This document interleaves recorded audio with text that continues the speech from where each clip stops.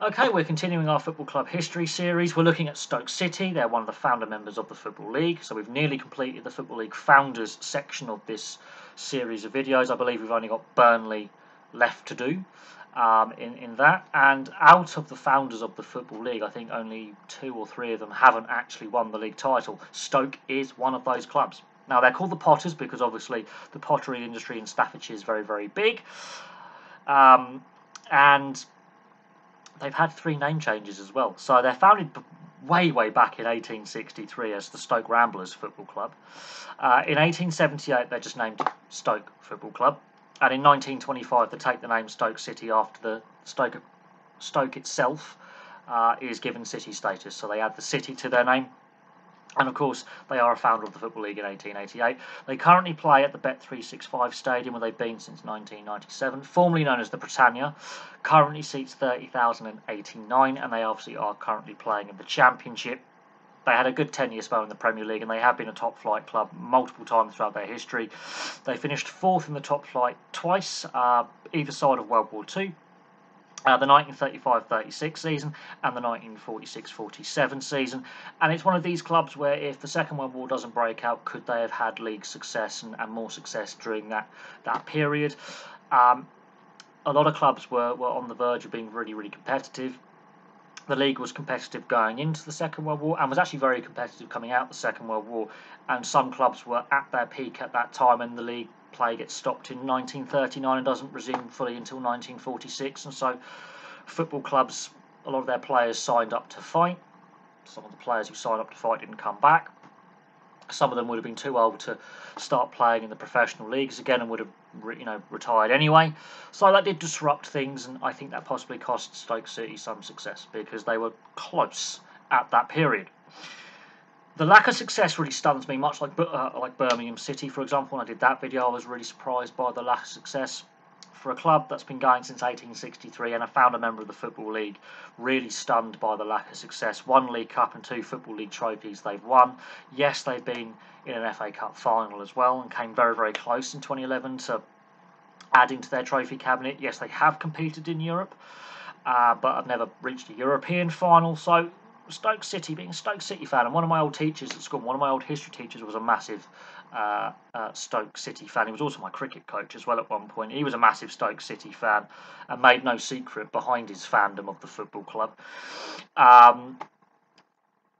Yeah, that left a big imprint on me, going, why is someone supporting a club that is been so mediocre? Then you look at the history, and then you realise actually when in the early days of the English Football League system, it was actually very competitive, and it shows how competitive the English league system has been, considering only 24 clubs have ever lifted the top flight title since 1888. Just tells you how competitive the league system is and how hard it is to win silverware.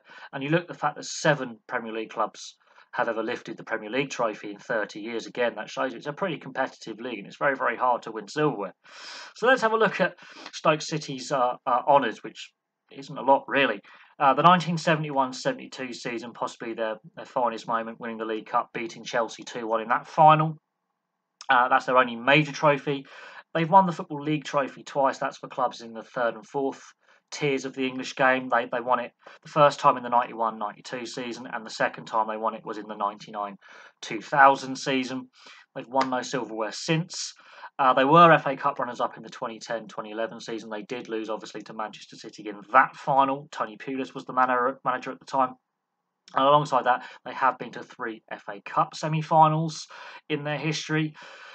They've had 3 seasons where they've competed in Europe, the 72-73 season following on from their League Cup win, and the 74-75 season they compete again.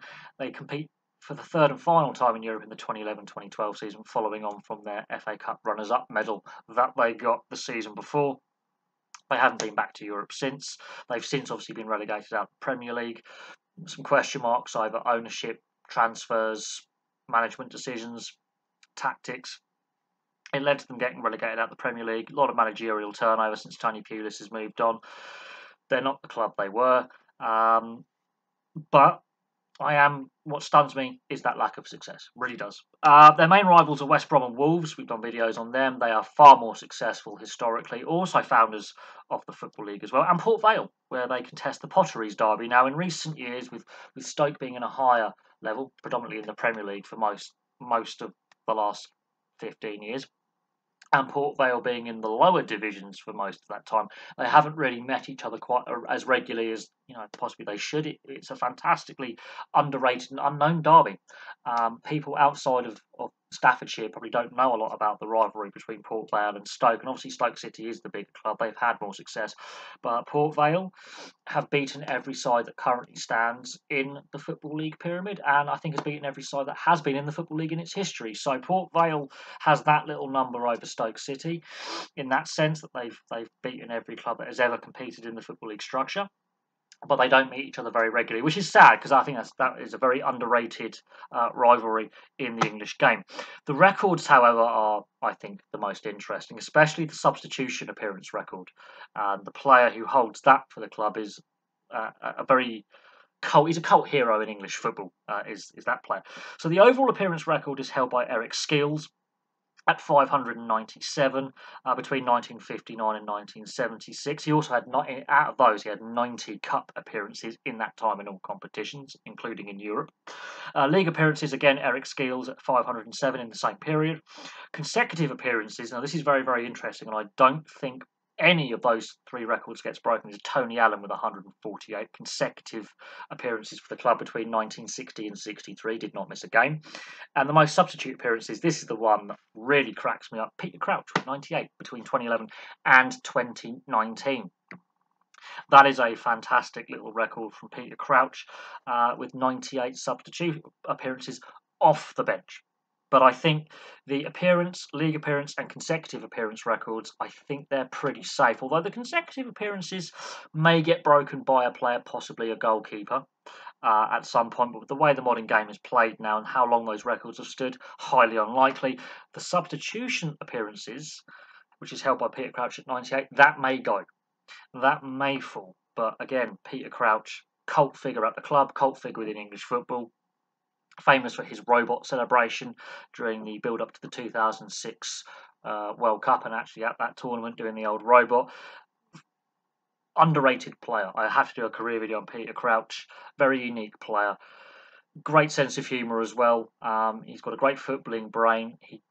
He does take the mickey out of himself quite a bit because he's gangly and he's lanky, but he's very funny. He's got a good sense of humour and he's a good pundit, in my opinion. But there we go. There's a brief history of Stoke City Football Club. Really surprised by the lack of success. One major and two minor trophies in their existence, and only 3 seasons in Europe. Considering the age of the club, that stuns me.